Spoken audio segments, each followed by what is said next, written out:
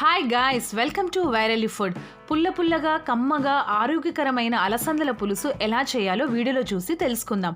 అలసందల్ని కొన్ని ప్రాంతాల్లో బొబ్బర్లు, లోబియా అని కూడా పిలుస్తుంటారు. ఇవి రెండు రకాలు ఉంటాయి, వైట్ అండ్ రెడ్. మీరు ఏదైనా తీసుకోవచ్చు. ఇక్కడ నేను రెడ్ కలర్ తీసుకున్నాను. వీటిని రాత్రంతా నానబెట్టి మార్నింగ్ కుక్కర్లో వేసి 1 గ్లాస్ వాటర్ యాడ్ చేసి 2 విజిల్స్ వచ్చే వరకు ఉడికించుకోవాలి. అలసందల్లో చాలా పోషక విలువలు ఉన్నాయి. ఇందులో ప్రోటీన్స్, విటమిన్స్, మినరల్స్ ఎక్కువగా ఉండడం వల్ల మన రెగ్యులర్ డైట్లో ఈ అలసందలు తీసుకుంటే హెల్త్కి చాలా మంచిది. సో 2 విజిల్స్ తర్వాత మనం కుక్కర్ ఓపెన్ చేసి చూస్తే మనకి అలసందలు బాగా ఉడికిపోయాయి. ఇప్పుడు ఇవి పక్కన పెట్టేసుకొని స్టవ్ మీద వేరే ప్యాన్ పెట్టి 2 to 3 table spoons oil add చేసుకొని అందులో మనం పోపు పెట్టుకోవాలి. మీరు ఎంతమంది ఈ అలసందల్ని డైట్లో రెగ్యులర్గా తీసుకుంటారో నాతో కమెంట్ సెక్షన్లో ఖచ్చితంగా షేర్ చేసుకోండి. ఆయిల్ వేడైన తర్వాత 1 టేబుల్ స్పూన్ జీలకర్ర, 1 టేబుల్ స్పూన్ ఆవాలు, ఇవి రెండు కొంచెం ఆవాలు చిటపటం అనే వరకు ఫ్రై చేసుకోవాలి.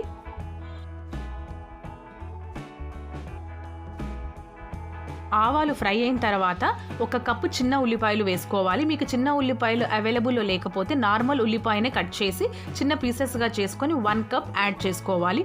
ఈ చిట్టి ఉల్లిపాయలు వేయడం వల్ల మనకి మంచి ఫ్లేవర్ వస్తుంది రెసిపీకి.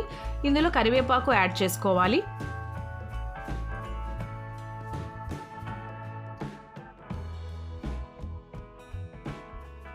తర్వాత సన్నగా కట్ చేసి పెట్టుకున్న 1 టొమాటో ముక్కలు యాడ్ చేసుకోవాలి. టొమాటోస్ బాగా మెత్తగా అయ్యే వరకు మనం మగ్గించుకోవాలి.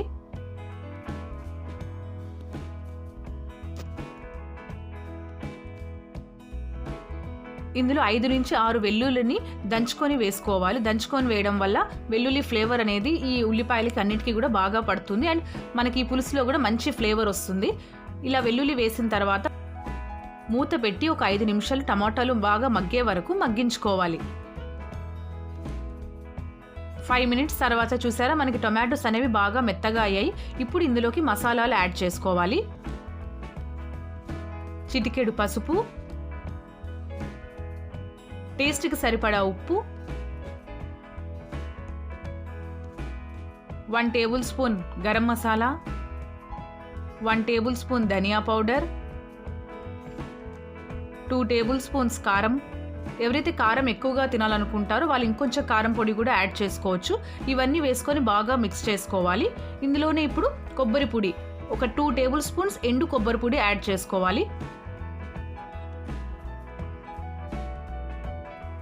మసాలాలన్నీ వేసిన తర్వాత ఒక పెద్ద నిమ్మకాయ సైజ్ అంతా చింతపండు నుండి తీసిన చింతపండు రసంని యాడ్ చేసుకోవాలి.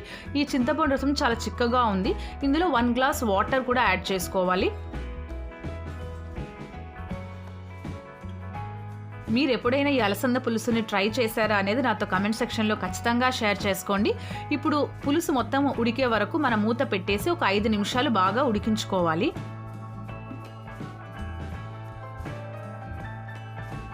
5 నిమిషాల తర్వాత చూసారా పులుసు అనేది మనకి బాగా ఉడికింది.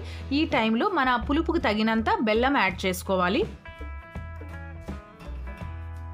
మనం ఏ పులుసు కర్రీస్ చేసినా కానీ బెల్లం ఖచ్చితంగా యాడ్ చేసుకోవాలి. అప్పుడైతే మనకు అది టేస్ట్ కరెక్ట్గా ఉంటుంది. లేకపోతే మరీ పుల్లగా ఉండడం లేదా మరీ తీయగా అయిపోవడం ఉంటుంది. సో మనం టేస్ట్ చేసి దానికి తగినంత బెల్లం యాడ్ చేసుకోవాలి.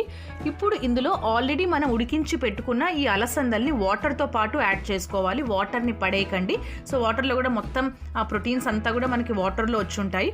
సో వాటర్తో పాటు మొత్తం యాడ్ చేసుకొని మూత పెట్టేసి ఒక 5 నిమిషాల వరకు బాగా ఉడికించాలి. 5 నిమిషాల తర్వాత చూసారా మన వేడి వేడి కమ్మని ఎంతో ఆరోగ్యకరమైన అలసందల పులుసు అనేది రెడీ అయిపోయింది.